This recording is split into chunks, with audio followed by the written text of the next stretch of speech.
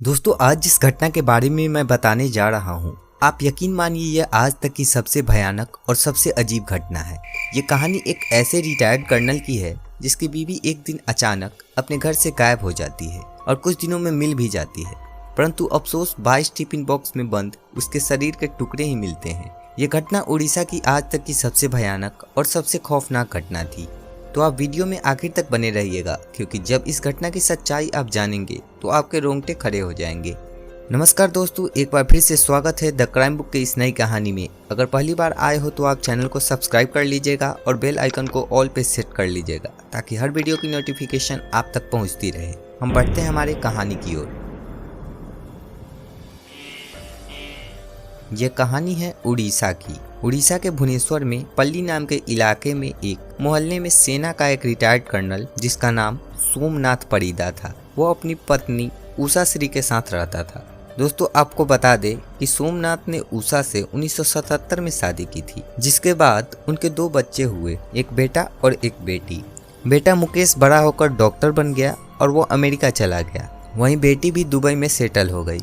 इधर सोमनाथ परिदा सेना में डॉक्टर की नौकरी से 1998 में रिटायर होने के बाद अपना एक उसी इलाके में क्लिनिक चलाता था। पर दोस्तों, वहाँ के लोगों का कहना था कि सोमनाथ परिदा उस मोहल्ले का सबसे अजीब किस्म का आदमी था। वह किसी से मतलब नहीं रखता था। वह 6 बजे ही घर के लाइट को ऑफ करके सो जाता था और 3 बजे उठ जाया करता था। और वाकई में दोस्तों, सोमनाथ इतना भयानक कांड करके यह सब बात साबित भी कर दिया। इसी दौरान यह बात है 2013 के जून महीने की, जब मुकेश अपने माँ से बात करने के लिए अमेरिका से कॉल करता है, तो वो पाता है कि उसकी माँ उषा श्री का फोन स्विच ऑफ आता है। वह बार बार कॉल करता है, लेकिन सेम प्रतिक्रिया मिलने के बाद वह सोचता है कि माँ कहीं गई होगी और वह कॉल करना बंद कर देता है। दोस्तों, ताकि बच्चों की अपनी पापा से उतनी बात नहीं बनती थी, इसलिए वह अपने पापा को कॉल न करके फिर से अपनी माँ पे कॉल करता है, लेकिन अभी भी फोन स्विच ऑफ आता है।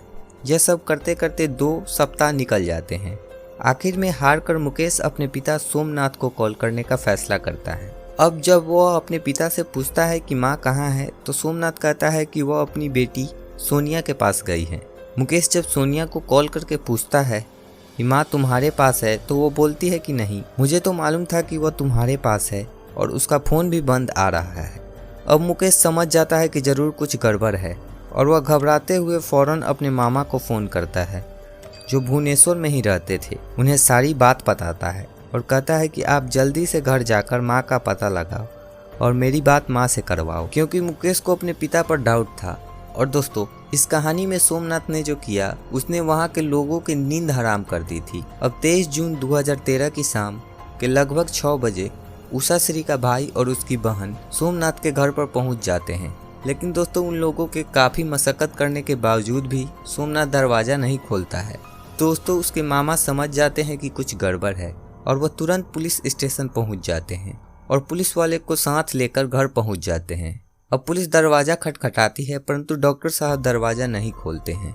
तो मजबूरी में पुलिस दरवाज़ा तोड़कर अंदर प्रवेश करती है और उषा श्री के बारे में पूछती है, तो वह उसी बात को दोहराता हुआ फिर से कहता है कि वह अपने बेटी के पास गई है। तभी पुलिस कहती है कि तुम झूठ बोल रहे हो, हमारी तुम्हारी बेटी से बात हुई है और वो वहाँ नहीं है। अब सोमनाथ घबरा जाता है। पुलिस घर की तलाश लेनी शुरू कर देती है, परंतु उनको कुछ सबूत नहीं मिलता है। लेकिन तभी दोस्तों, एक पुलिस वाले की नज़र वहाँ पड़े सेना के बक्से पर जाती है। वह जब उसे खोलते हैं तो देखते हैं कि दोनों बॉक्स में 11 टिफिन रखे हुए थे। एक वक्त पुलिस सोचती है कि कहीं सोमनाथ परिदा, जो कि एक सेना से रिटायर्ड आदमी है, तो हो ना हो ये गरीबों में खाना वितरण करते होंगे, ये इसलिए इतनी सारी टिफिन रखे होंगे। परंतु फिर क्या न क्या होता है और वह उसे खोलने का फैसला करते हैं। जब वो खोलते हैं तो उस मंजर को देख सबके कदम पीछे हो जाते हैं। दरअसल प्रत्येक टिफिन बॉक्स में इंसान के करीबन 100 छोटे छोटे टुकड़े करके पैक कर दिया गया था। अब पुलिस फौरन सोमनाथ को कस्टडी में ले लेती है और जब पूछती है तो वो बताता है कि जब वो बाहर था तो उषा श्री ने खुदकुशी कर ली थी। पुलिस पूछती है कि तुमने इस घटना के बारे में पुलिस को इन्फॉर्म क्यों नहीं की, तो वो कहता है कि इस सब से उसकी समाज में बदनामी होती, इसलिए वो बॉडी को टिफिन के माध्यम से ठिकाना लगाना ठीक समझा। दोस्तों, पुलिस को अब भी यकीन नहीं आ रहा था, इसलिए सोमनाथ का मानसिक जांच की जाती है। लेकिन सोमनाथ परिदा की मानसिक हालात बिल्कुल ठीक थी। और इसके बाद मांस के टुकड़ों की उचित जांच की गई तो पता चला कि उषाश्री के सिर पर किसी ने भारी चीज से मारा था और ये कोई खुदकुशी नहीं थी।